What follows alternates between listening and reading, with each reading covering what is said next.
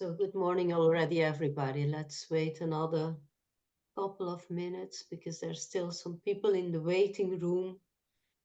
So we'll just wait until everybody is in.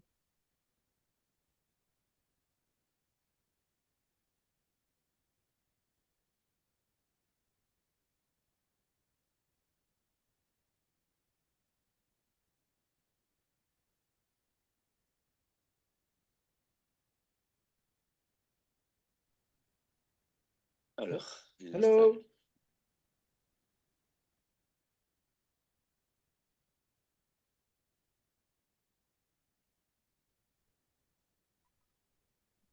Good morning.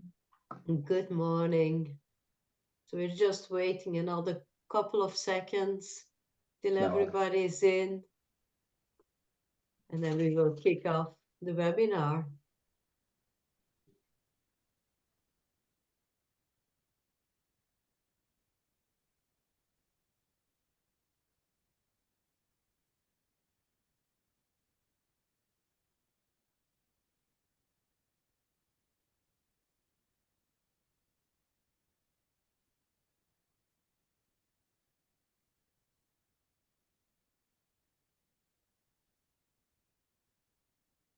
All right, let's start.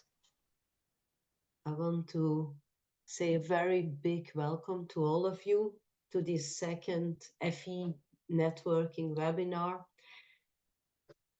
And the aim of this specific webinar is to hear the first experiences on the coaching sessions.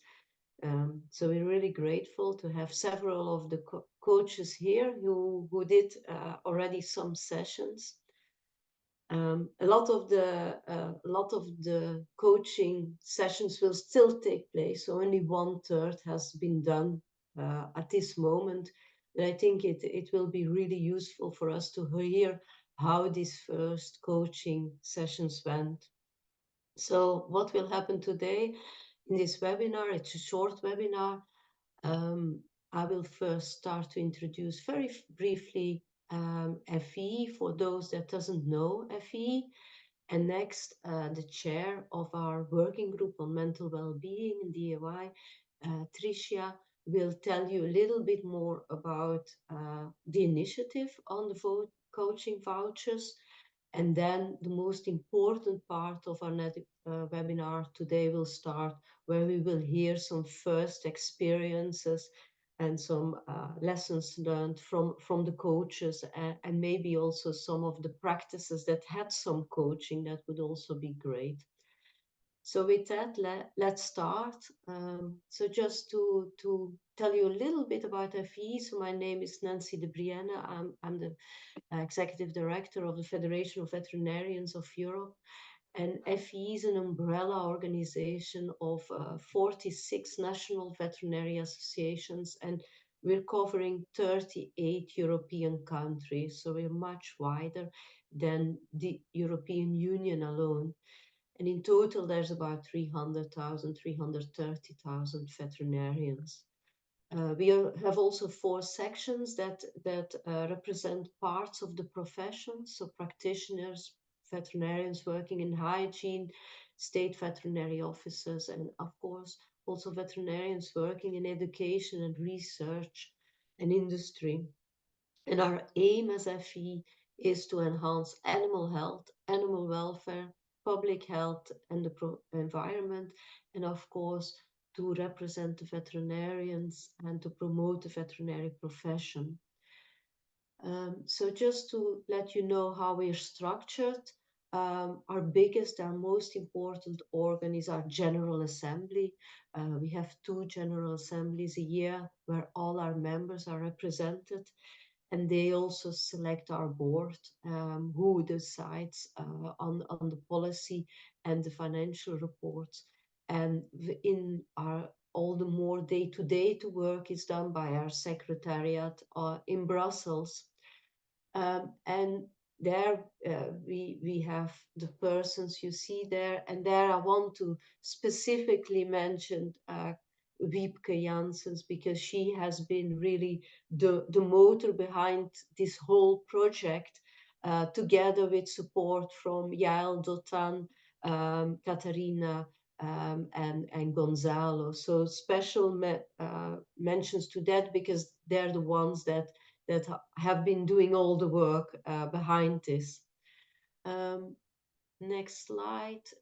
Yeah, just our structure. So we don't only work, of course, on mental well-being in the way we work on a wide area of topics as FVE, everything actually related to the veterinary profession.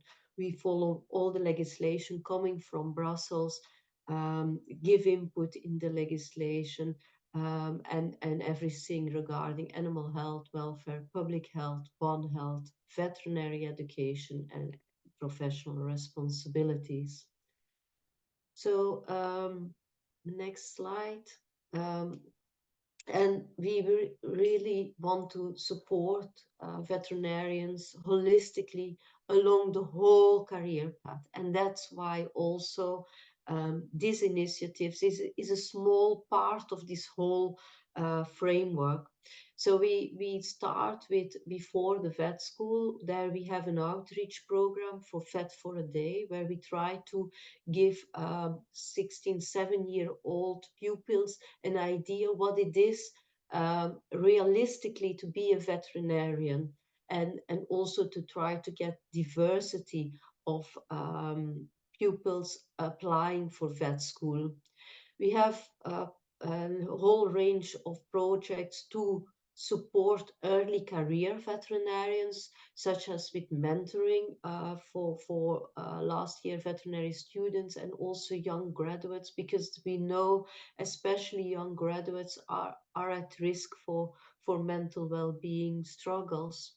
And then we have the more throughout of life initiative to improve work life, such as this workplace coaching, and this is what you will hear more about today. And we also have the website VetJoy, a hub full of resources. If you haven't checked it out, please do. All resources for mental well-being, tools and tips. And then we also want to demonstrate excellence in the profession. And we are trying to encourage people to become mentors for young mentees, offer the Vet for a Day activities, and very importantly, apply for the Great Veterinary Workplace Award. And we just actually have selected the winners of our first year Great Veterinary Workplace Awards, 3 winners who will be announced very soon, and who we're really proud of. And from that also we can extract good practices for every workplace to become even a better workplace. So with this, I want to give the word further to Trisha. Yeah, this is our website. So if you haven't seen it yet, vetjoy.org, vetjoy.eu, both of them work. Go and check it out. And with this small introduction, I want to give the word to Trisha to explain a little bit why we started with these coaching vouchers and the first experiences and outcomes. Trisha, the word is yours. Thank you very much, Nancy, and welcome to everyone who's joining us. As Nancy's outlined, FVE really does aim to strengthen the well-being of all veterinarians, and its diversity, equity and inclusiveness within the veterinary profession is key to fostering attraction to and retention within the profession.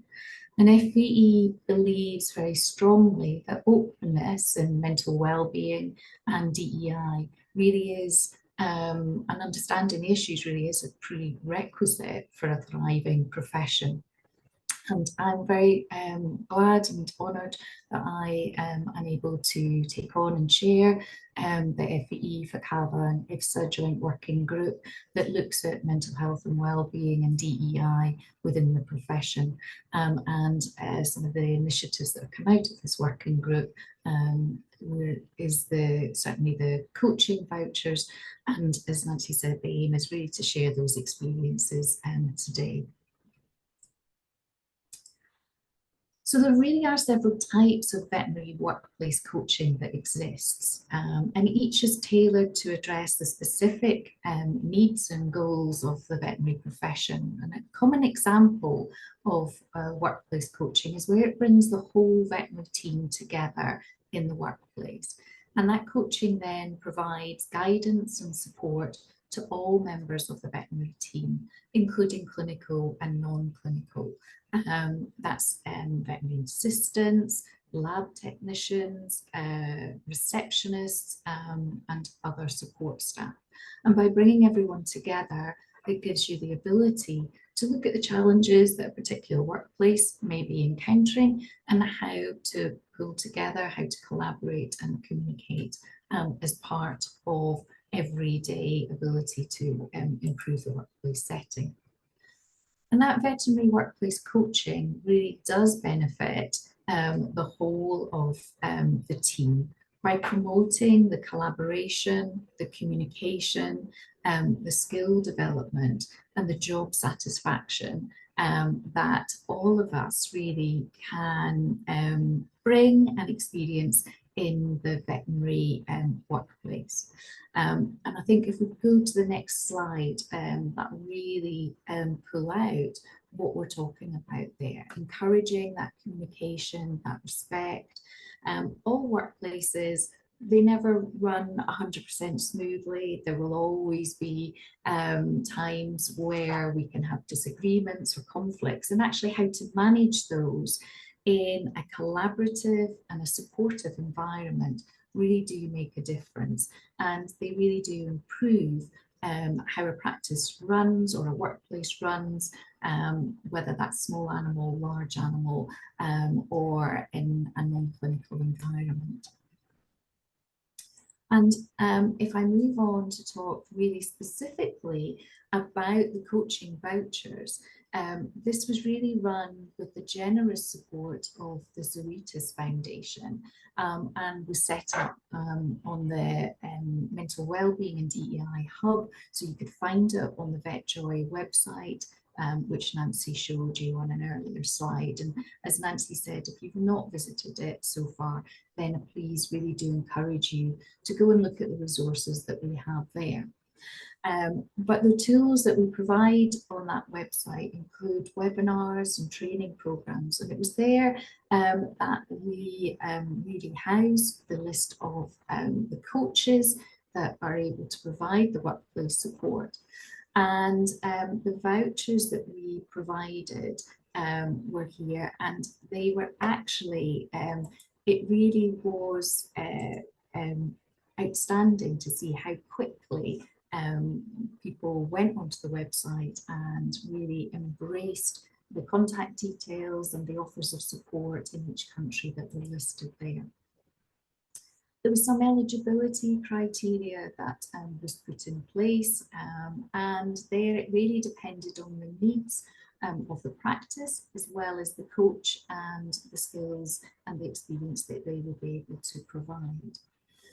There was no intention of standardizing the approach because different countries, different sectors have different needs. And so it was really focused on improving the mental well-being with each and within each workplace.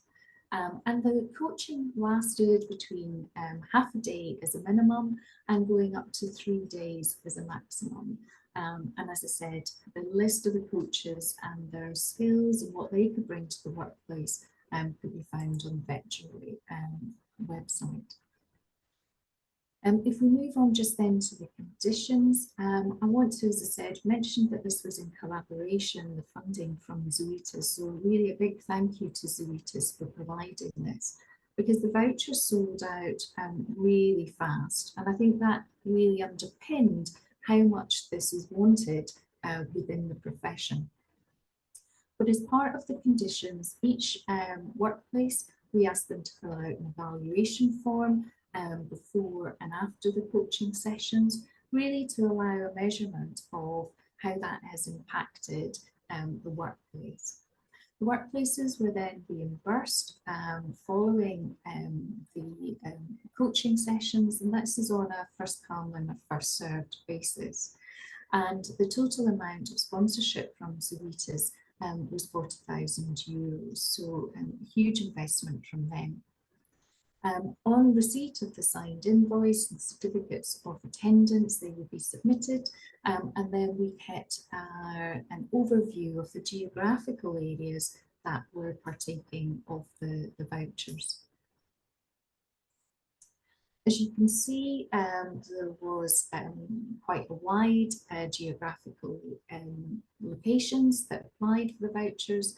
And so far, we've got 15 vouchers that have been earmarked across 7 European countries. And the total allocated amount at the moment is sitting around about €42,000. As you can see, we shared here what each workplace was hoping to achieve through the coaching sessions, and communication and team working together in a cohesive unit were the main 2 points. So the top 2 bars there that you can see. With resilience and the challenges specific to individual workplaces covering the remaining 3 points. But really outstanding that communication and how to work together as a team were really what the workplaces and the teams there were looking for. You can see on this slide that the 15 workplaces that were earmarked, 10 have so far completed the pre-evaluation form, and you can see that on the left of the slide. And 4 have undertaken the coaching, and you can see the evaluations afterwards. It's worth noting we also still have a waiting list of practices, and we're working through that as the project progresses. But from this slide, it's really clear that we've seen that improvement around communication within the team. And from the previous slide, that was one of the main functions of the coaching. And the main purpose of today's webinar is really to hear the experience of the coaches and the teams. And these vouchers are really an excellent starting point, and they are a starting point. It's an initial coaching session, which really helps to set the foundations and a good starting point for the challenges that workplace faces. Veterinary well-being in the workplace is a career-long journey, and engaging with a coach at the start of that journey really is invaluable. And so I want to pass back to Nancy so as we can importantly hear the feedback from the teams. Thank you very much, Tricia. So now we come to the most exciting part, and the one I'm looking mostly forward to also, to hear a little bit from our coaches on how it went so far. As Tricia mentioned, we are still in the beginning of the process. So in total, we only had results back from 4 coaching sessions. 5 have been done, but the 5th one has only been done in the last day. So we don't have the results back yet from that. So we would like to hear a little bit from the coaches that did the coaching sessions on how it went, what they did, what the experience was. And we already saw from the slides and also from the few feedback results that we got that the teams themselves found it really useful. But let's hear a little bit. So can I first give maybe the word to Chantal Duin from the Netherlands, who did one of the coaching sessions. Chantal, can I give the word to you to tell you a little bit how it went, what you did, and the feedback you got from the team? Yes, thank you so much.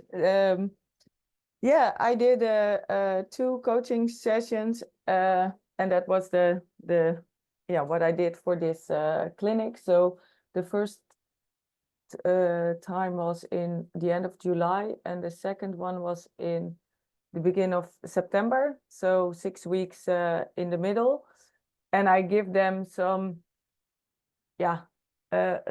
things to go work with in the 6 weeks that I was not there. And I think it was a small clinic, and I would say that the voucher is very nice for, especially for small clinics, because they think that coaching is quite expensive to do, but because of the vouchers, they really want to do this. And then you see that even in the small clinics, there is need for some coaching. And I would say every clinic need to do something like this every year to catch up. And how do we collaborate with each other? How do we communicate with each other? How do we, but also talk about how do we feel? I think one of the most important things that changed was that they start talk about their emotions, because it was a really hard time, the summertime, also due to the summer holidays and everything. So they worked very, very hard, and of course everyone was running all the time, and then it was just a moment to sit and reflect together on what goes well, what can we do to do it more easy, and to do it better together. And I think they never sit together like this. So they really were like, okay, we have to talk about what and everyone is on the same level, and we can open speak to each other about what we need, what is our personal need, what is the team need, what do we need to let the clinic grow in a way.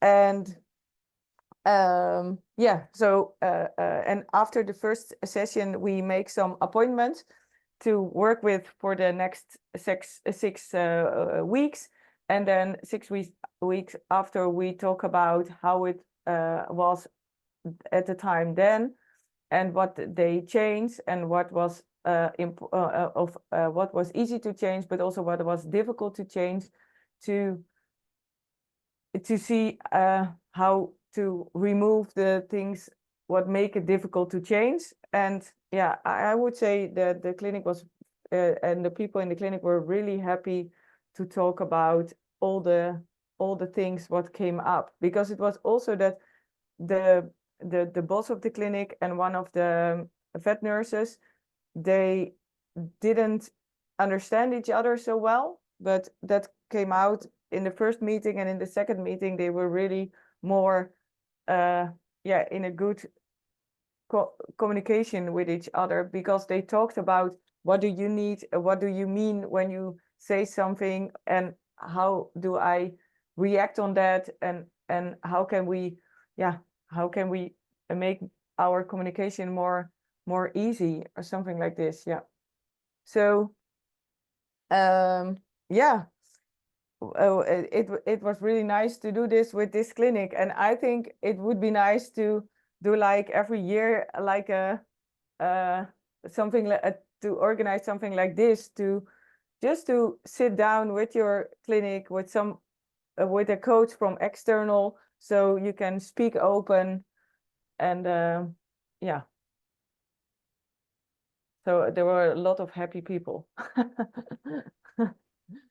That sounds really fantastic. And yeah, I think it's nice to hear also you addressed some general issues, but also some specific workplace challenges to this workplace. Yes. I see that there's somebody having a hand up, so maybe I have loads of questions, but let's first go to Florence from Pika Vet. You had your hand up.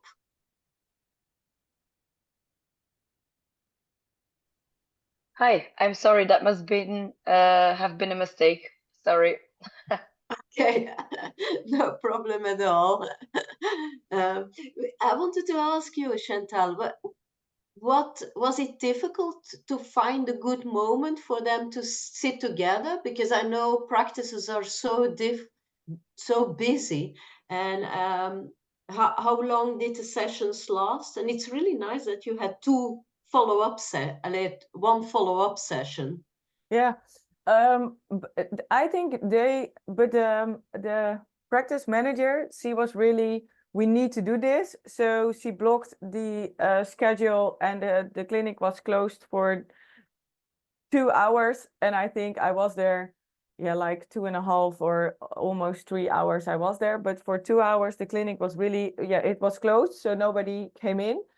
And we just sit together. And yeah, it was an urgent matter for the clinic, the clinic manager, the practice manager. So she was really like, okay, we have to do this. And we, so that it was quite easy in this clinic. Yeah, but the clinic, it is small. So yeah, I think when you are with more than 10 people, then it's more difficult to do this. But they communicated on the social media, and there was on the door there was a paper, and yeah, they really let the pet owners know that something happened, and don't come at that date. So yeah, but they see it as an urgent matter, and I think that makes it more easy to do something like this. Yeah. Yeah, and 2 hours in a whole time is probably really a feasible amount indeed. I want to invite also, if somebody of the other participants, if you have a question to Chantal, or a comment, really don't be shy. Put up your hand or put it in the chat, and this is really to learn from each other. Maybe while we see if somebody else has any questions, Chantal, I have another one. You said that some things were easy to change, while others were more difficult to change. Can you give some examples of that? Yes, there was something about how to manage the when people came back for the same medicines again. And in the Netherlands, there are some rules for this. So you can give it for half a year, and then you have to see the animal again. And this went not in the right order. They and it gives a lot of stress for the vet nurses, because they are at the clinic, and then the people come and just ask for the medicine, and then it's already half a year, more than a half a year. And what do you say to the pet owner? And do you give the medicines or you don't? Or and there was not really an appointment for this, and just to talk about it, because it gives a lot of stress. That makes it easy, because now they just said like, okay, we're gonna do it like this, and this is how we do it. This is the appointment we make with the total team, and then they just do it. And then the 6 weeks later, I asked, and how was it? And then they said, yes, it's nice, because now we have an appointment, and I know that my colleagues do it the same as I do, and it gives me confidence to say, no, you have to make an appointment, and the vet have to see the animal again. So yeah, and it was easy. Yeah, for them it was really easy. But also they make like that was also funny, because the veterinarian and also the boss of the clinic, he sometimes was interrupting the vet nurses when they are calling to the people. And then he really don't know what's it about, but he heard something, and then he just tried to give them some advice or something. And it was also for the vet nurses, it was stressful. So he said, or they make like an how you say it, that you do something with your hands, like don't interrupt me, because I'm busy with something else. And it was very funny, because they just make an, I don't know what they did, what they do, but they do something with the hand, and then the boss knows, okay, I don't have to do anything. I have to let them do their work, and they will do it in a good way. And it was it's a funny solution for this problem. Yeah. Two very, very concrete examples indeed on how you can make the work go a little bit easier for everybody. Yeah. Yeah. I saw there's also a question from Tricia. Tricia, do you want to ask it yourself? Yes, yes. Hi. Chantel, that sounds like a really, really positive experience. And I just wondered, sometimes when you go into a practice and they're not used to having a coaching session, did you do anything in particular, to help everyone relax into it or, prepare for it so that, you could have those open and sort of conversations and allow everyone to share their own experiences and feelings. Yeah, on forehand, I sent them a short question list about how is the collaboration in the team, how much stress do you have, and what gives the stress, something like and only 6 questions or something like this. And what do you expect from the coaching sessions, and what is for you the most important point to address, something like this. And that I always do this because then people go already thinking about what's gonna happen during the coaching, so they are a little bit warmed up. And I always start with some starter, so to make everyone comfortable and to let them speak, because it's always very important to let all the people speak in the first 10 minutes of the session, because then they know, oh, I have already spoken, so it's okay to speak up. And I always tell them some rules, and the rules are, you can say everything. It's okay when there are emotions, and I always said emotions are from the right side, and when you come from the right side in the Netherlands, it go first. So there I put some rules, and the rules are not like strict rules, but more like sit and be confident and relax a little bit more like this. And I thought always the emotions and that they have to speak up. And sometimes I use some cards, and then they have to pick a card and say, this card reflects my last work week, because there is like a I don't know, something, and then they have to talk about something. Yeah, so that's the warming up for the in the session. Thank you. Yeah, thanks for the question. I see that Julia also has a question. Julia, do you want to ask it?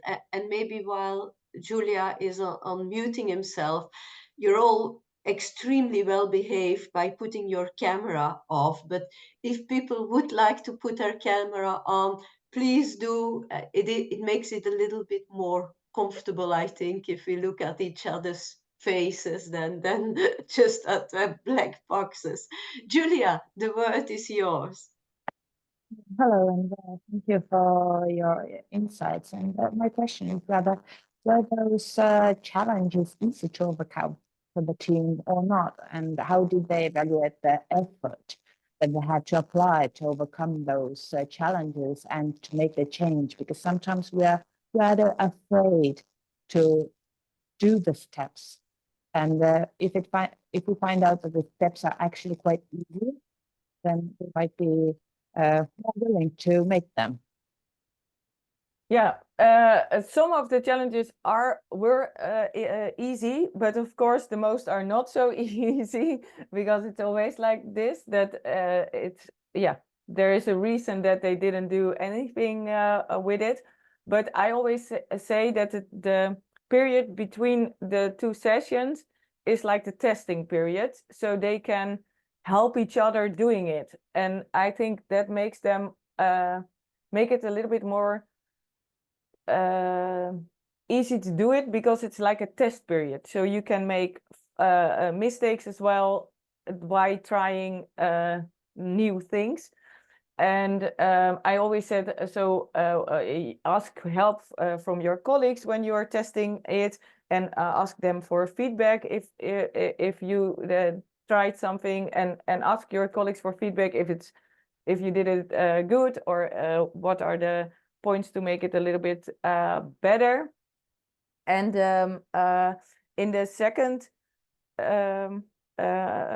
meeting, we also give them some appointments about how to stay to reflect on the appointments when I'm not there, because they also have to do it during their team meetings or something like this. They have to talk about, okay, what are we doing, and what how does it work, and do we need to sharp our goals, or is it okay like this? So we make some appointment about that as well. But of course, I don't know how it goes because I'm not there. But sometimes I see the people later during a symposium or something like this, and then they come and tell me, oh, we did something like this, and we are happy that we did this. So yeah, you never know, but I think it's how you say it, yeah, you put on the right things, and then it goes and roll. Yeah. Sounds fantastic. I saw that our other coach, Jack, is it Jack, also joined us. So yeah, let's tell us a little bit of your experiences, what you did and how it went. And Hello, good morning, everyone. So yes, I've done the coaching for also two quite big clinics in Poland. And what we've done, we've actually spread this hours through whole month.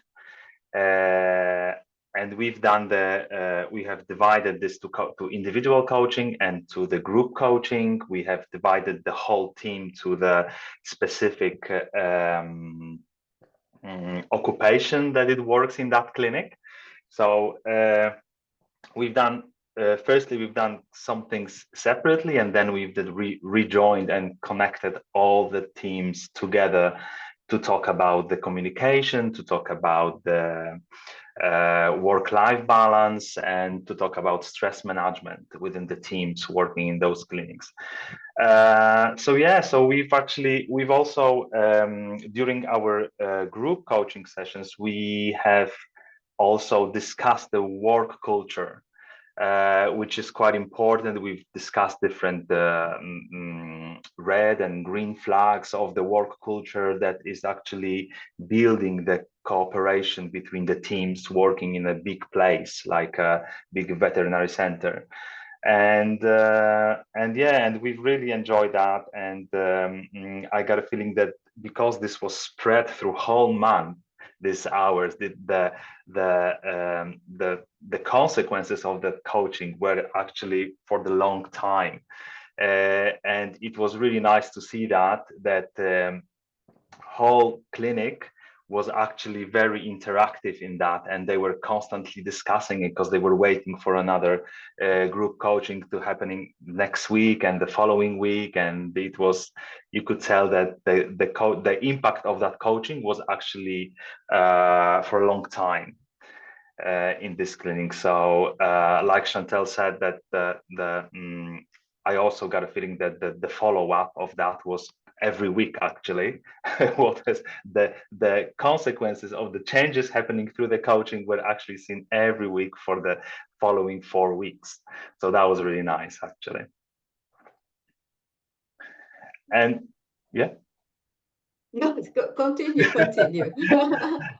Yeah, so that no, that's it actually in terms of the of my experience in that. And we've also talked about a lot of things, like we talk about the values of the values needed to work in the big center like that, and we talked about the skills that is needed to work in the team in order to build a good team of people doing different jobs in one place. And I think that this has this coaching will have a big impact whole of the clinics that we've done coaching through. It's very interesting. I think that, like Chantal, you had a small team, while you indeed had a big clinic, and the different framework and methodology used for that, and that you still managed to go individual and then going more to the group level. How important was it? I suppose you did it in Polish. How important was that to have it in your national language? Well, it's actually, this is a very good question for me, because I do coaching in 2 languages, in Polish and in English. And but despite the language, actually, the most important for the participants, I believe, is always to have the coaching in their native language. Because firstly, it's building a deeper connection between the coach and the coachees, and of course the comfort of the communication as well. For almost all the participants of this particular world-based well-being coaching program, most of the coaches were Polish, and we've done everything in Polish language. We had a couple of participants from the Eastern Europe. However, they also spoke Polish, but it's really important, because it's actually those who spoke in Polish. It's actually when you connect in coaching with Polish clients, it breaks down all the barriers. It's creating a sense of familiarity and trust, and it's essential in the coaching when you try to build this open and honest and safe space during the coaching sessions. And also the depth of the expressions, when we have the coaching sessions. For those who speak both languages, or for those who many languages, actually, we all know that when we want to express all the emotions and the juiciest expressions of all the hidden frustrations comes in our native language. It's just automatic, it's quite some concepts of the emotions are difficult to translate into another language, so that helps a lot in coaching.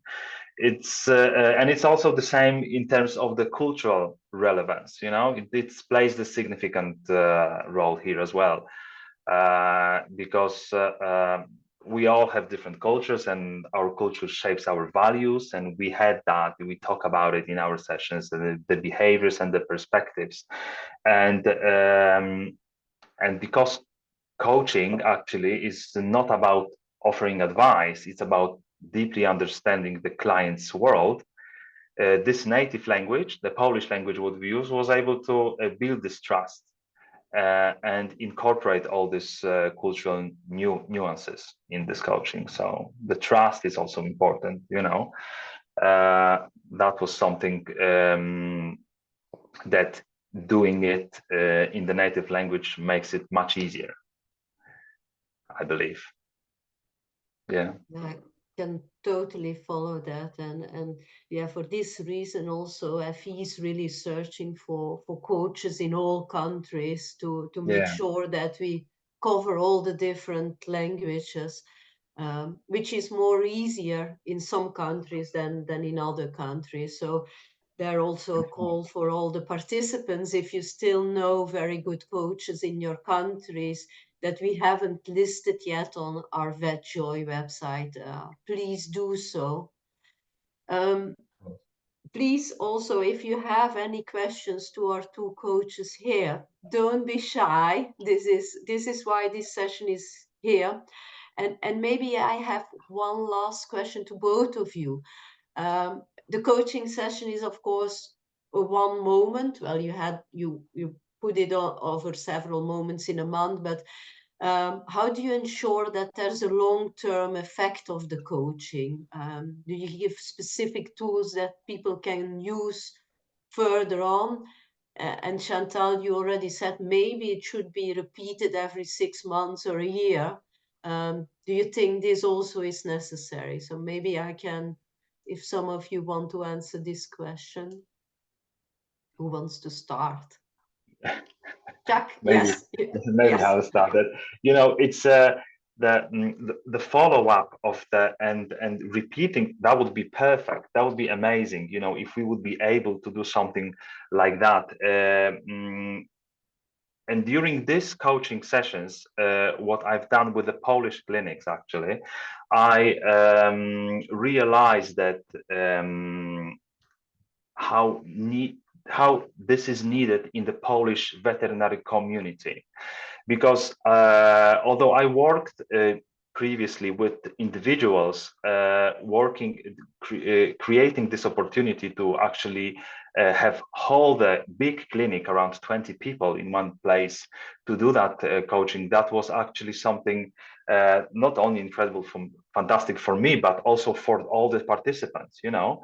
And the benefits of it, like I said, we've been doing it through all the month, but I could tell that the benefits of that, if that will be, if the goal will be to repeat it every few months and everyone will be knowing that this is happening, I think that the consequences of the coaching sessions will have bigger impact, because they will be awaiting for the goal that it comes, you know, that it's coming in the next months or so. So 100%, I'm sure that something like that. I already know that in introducing this coaching to those clinics that I've done in the last month, it started to think through the managers of the clinic why maybe we should implement something like that on a daily basis, to have the opportunity to meet with the coach every month, even if it's just a couple of hours.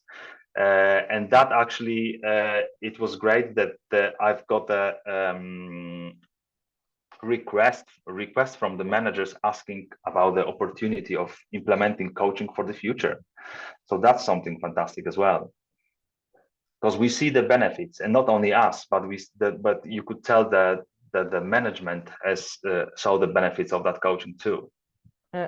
And I would add that when you do like a trajectory, like a 1 year working with the clinic and work at the workplace culture as well, then because sometimes I do like a year trajectory, and then you see the team and you really give them tools to implement it and to use it and to do it by self.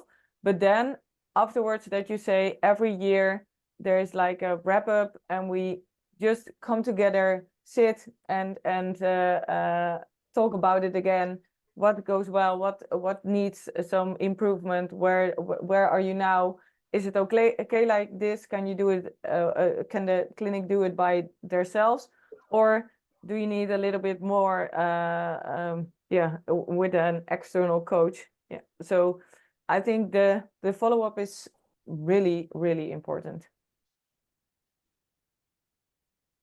If I hear this all, I think what we can say is that happy veterinarians and happy staff working in a clinic makes also that there's happy clients, and that it makes that there's a profitable business. So probably coaching is a very good investment that pays off more than you invest in it.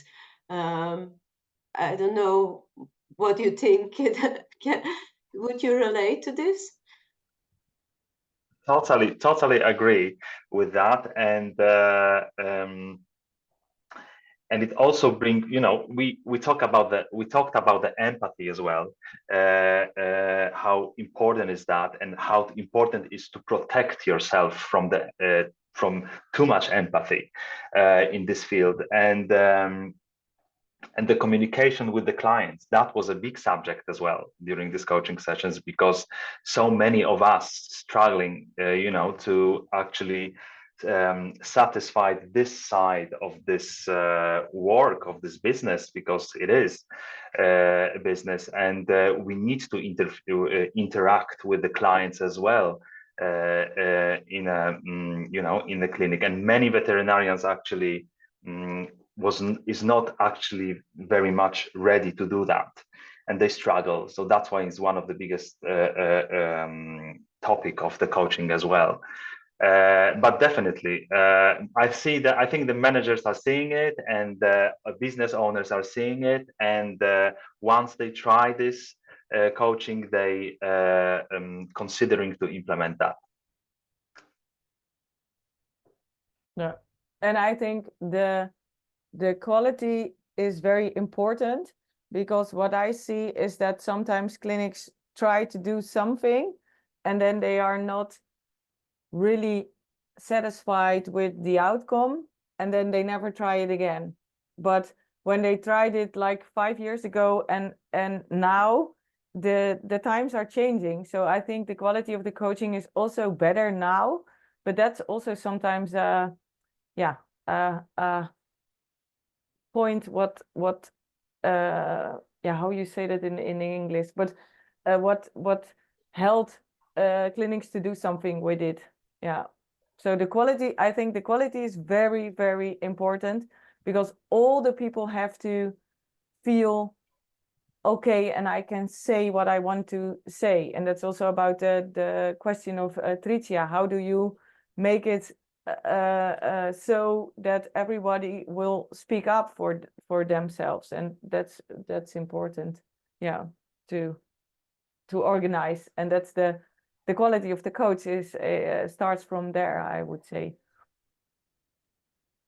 And if I can add something as well to that, that what is really important actually, and I've noticed that having a coach who is also a veterinarian, it builds a great connection, and it builds the trust and a sense of understanding each other positions, each other situations. Particularly in this coaching sessions, I have noticed that I was really warm welcome by the teams, because they knew that we shared the same experience. So that was really nice as well. And I think that builds a lot of trust. Yeah, I totally agree. Sounds fantastic. Yeah. Does anybody still has any questions for Chantal or Chuck?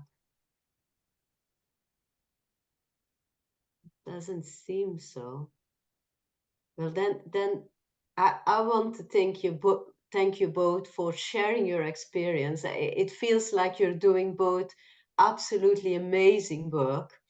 In our office, we're going to have a coaching session also in 2 weeks. So we're not only spreading the news about it, but we're doing it ourselves also in our office, because we also really believe in it.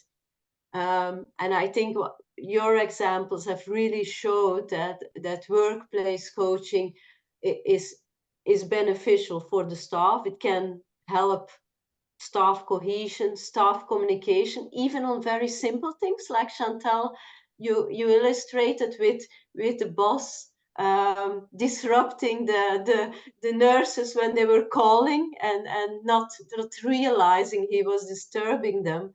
But also generally how we do things together and to improve our procedures, but also on the individual level, if people really are struggling, to help them and to get better. No, so our FVE coaching vouchers really, yeah, it was only a start. They were run out immediately. We were a bit a victim of our own success, which is on the one hand really positive, on the other hand disappointing, of course, because we would like to give coaching vouchers to much more practices. So we're hoping that next year we will have another budget available. We have already quite a lot on the waiting list at this moment. But if somebody of you still would like to have potentially other coaching vouchers, please let also Wiebke know, send a message that we can also add you to our waiting list. And we really hope that next year we will have another budget available. But it is, like it was also said by our coaches, only initial support. It's only a starting point. Of course, veterinary well-being and how you work together in the team is a career-long commitment. It cannot be solved by just 1-2 hour session. It has to be repeated, and it has to be, everybody needs to be committed to it. I hope we also managed to convince you that coaching is a worthy investment. The coaching vouchers help, but even without the coaching vouchers, personally, I believe that it's an investment that pays off in the end to the clinic. Lastly, I want to thank the team behind it. Like I said before, my colleagues, Biepke, Katerina, Gonzalo, Yael, they're the ones that are all doing that. I want to thank Trisha for being the chair of our fantastic team. And of course, also thanks to Zoetis, because without Zoetis company and the foundation, FVE couldn't have done all this work. So we're extremely grateful for them. And the last very big thanks is for the two coaches, Chantal and Jacques. Thank you ever so much for sharing your experiences with us. And I hope you will do a lot more for coaching sessions, and it's really fantastic work that you're doing.